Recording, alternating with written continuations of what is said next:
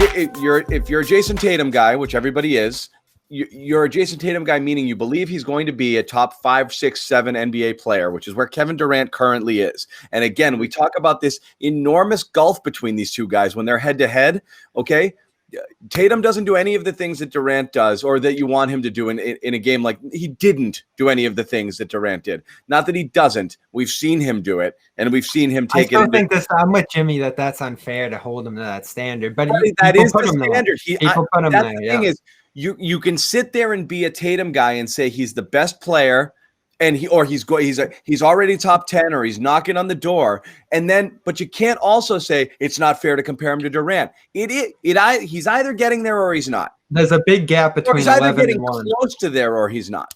Well, what it shows is that gap between 11 and 1. Durant could feasibly be the best player in the league this year. Yeah. And Tatum's 11, which is what Jokic, Joel Embiid, these guys who are great, phenomenal franchise leaders, players anyone would want to start their franchise with, but haven't pushed them to the NBA Finals yet, haven't gotten past that hump. And that's what we see with Tatum. Like, Durant has honed himself over years and years and years to be able to shoot over anybody in that pull-up 2. I know, but we got to get back to Tatum here. He has to be able to get buckets at will. He has to be able to get his shot off. He has to recognize double teams. He has to recognize when he can be aggressive. He has to get to the hole. He can't sometimes do it, sometimes not. He has to just be a scorer all the time. Jimmy, who are you texting here, buddy? For this team, I actually literally just tweeted out our link since nobody else did it that I could find on our YouTube link. So I wanted to make sure the good people who aren't watching right now could see it. Gotcha. So I had to do that. Yeah. And I actually think it was I hear what you're saying. You're talking more about his approach, but I just think the whole Durant's one of the greatest scorers of all time. Like, this isn't, I get what you're saying though. And my only concern is if Brad Stevens is just not being aggressive enough or setting him up in a way to get going right away. Because I'm with you. I thought that was a pattern that was exclusive for the bubble. I didn't know that was going to carry over into this year. I don't know what's with the slow starts and not getting to the free throw lines, but it has to change, and especially in that first quarter. I mean, that's what stars do, right, guys? Whether we're talking top 10, wherever you guys have them at, you get to the free throw line. You don't let someone come off the bench and get 7 free throws before you can even get there. Someone like Shemi Ojale, it's just, I don't get it. And again, I don't know if that's something that falls on Brad Stevens, or is it something that Tatum just sort of, wakes up by the second quarter and then gets going. But there's those slow starts. There's something to it. This is a pattern now. Yeah. And again, what's going to happen is there's a child. Come on in. Come on in. That was a nice touch. John's got a tree. wall over there preventing entry. Listen, that's what we said about it's Tatum. actually gated. Yeah. He's got to get into a groove. And a lot of players do that at the free throw line. So if you go 3 quarters without getting to the free throw line, you saw him tonight, 20 points. It says right there. I mean, you need more. This team isn't deep enough. I'm a broken record, but you need at least 25, closer to 30 from Tatum on a lot of nights. And that's the difference, is going to the free throw line to make up for those extra 5-10 points, right? And they were coming out. They were blitzing them a little bit, and those blitzes were nice. Yeah, and so it wasn't easy on him, for him to get going. But again, last thing I'll say on that is that you do start to see the story of this team being guys who were in different roles last year, forced to step up to the next level and trying to get into the comfort of that. Like Smart, even if we're talking about new roles. There's a little bit of awkwardness in his new role, I feel like, too. He's trying to take that step back, but you're not getting that explosiveness that you would get from him in a game like this.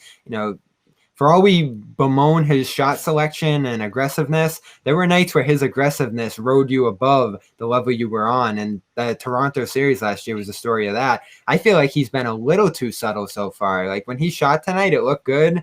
He just, again, comes out with 4-12, just kind of like a mediocre night. Yeah. So what are we saying now? We want Marcus to shoot more? I just think be careful what you ask for in that sense. Like he and Brad has said this before too.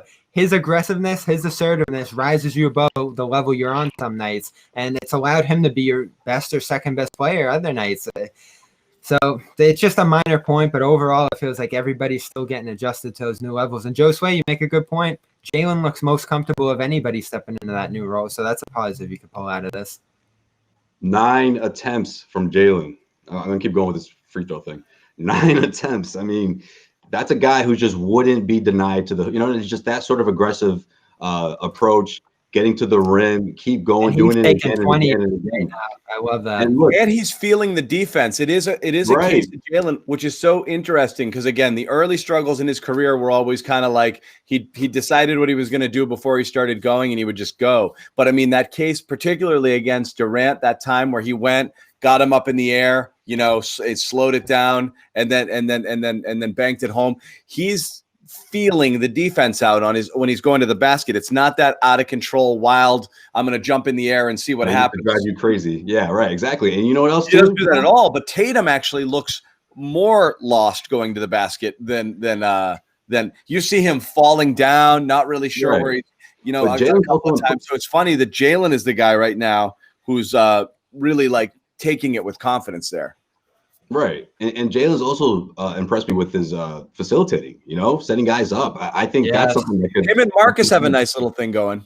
Maybe that's what Tatum needs, a little high-low action, get him in there, that those two need to play off each other more often, I think. And I think that's something Brad's going to start seeing is the next move within the next week or so. 2 games in a row. This is going to be a good test. Jaylen, 2 games in a row, high scorer, and clearly the best player on the floor for the Celtics. Yeah, and it's clearly, Right. And I'm not saying this is happening, but what I don't want to see happen is I don't want Tatum to fall in love with like just the outside shot. I don't want him to become a shot chucker. I want him to stay aggressive, be aggressive, drive. He needs to get himself going. Jaylen Brown, I don't feel that's part of his game. Even though like he'll park himself on the corner and take threes, that's fine. You need to do that, but like he's not scared to get aggressive, drive to the hoop. Whereas I think Tatum's more inclined to, penetrate, step back, fall away 3, where, he's almost like, and we saw it, he hit a couple of those obviously against the Bucks. He had a great one tonight, a deep 3. I think it was over Kyrie. That was a really nice one at the shot clock. But still, you want to see him get going, get full steam ahead. I mean, the guy puts on, 10 pounds of muscle and grows 2 inches. Like, use that, man. Like, use what you got, man. Yeah, the difference between the two right now, and Tatum does get more pressure. John mentioned the doubles. He's getting the better defender of the two, so all that matters. Yeah. But what Tatum needs to be able to do, 2 assists tonight, use that pick and roll, use his facilitating role, recognize the guys up, and not just if you're doubled, if you're getting stuck, dish it out, but identify and find teammates and empower teammates, make teammates better with the pressure that you're getting. That's a high level role. That's what Durant does. That's what LeBron does. But as John mentioned, if you're holding them up to that standard, that's that next step. That's all I'm saying. It is ridiculous to compare him to 2 of the best players who've ever played ever and will ever play. That's not the point. The point is this team only becomes a championship level team if he reaches that level. And if he doesn't, then you have a really, really, really, really, really good player, but not enough to get you to that next level. That's the fact. He either, like I said, we talked about those ESPN rankings, which are totally imperfect. But the point being, if these guys are roughly the 11th and the 25th or 30th best players in the NBA this season, if they make that leap and they become 6 and 12, all of a sudden you do have one of the best tandems in basketball right now. And let's make it clear, we're not saying otherwise they're kind of in an also-ran sort of category, which is very, very, very good. You want to have them. They're young. They could continue to grow. There's not very many 2-person tandems you would trade these guys for, but they have to get to that level for you guys, for the Celtics to be and let's make it clear, we're not saying that he can't get there. They both can. It's just identifying what they need to do. Right. Yeah. Right, and I think that goes back to what we're saying. Like, are you trying to win now, or are you trying to win? Are you trying to develop guys and win? And build something to really be that team, because they're good. It's a frustrating situation. It's a frustrating position to throw in because they're just good enough to hook you in and to make you feel like, okay, they're going to make the playoffs. They're going to go to the Eastern Conference Finals, but they might come up short. And you know what I mean? It's like, is that a knock on them, or are they just a couple years away? It's we're comparing them to.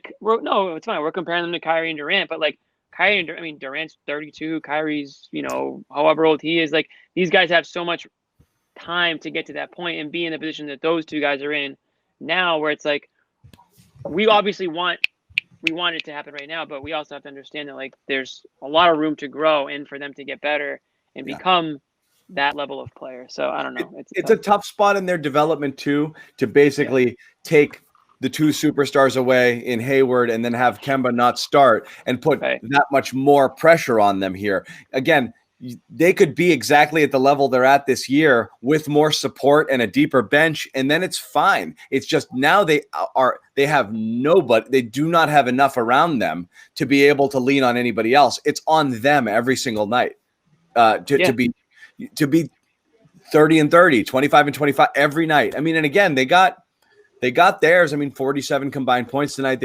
Tatum wasn't super efficient. He didn't get to the line, but every single night those guys have to be alphas.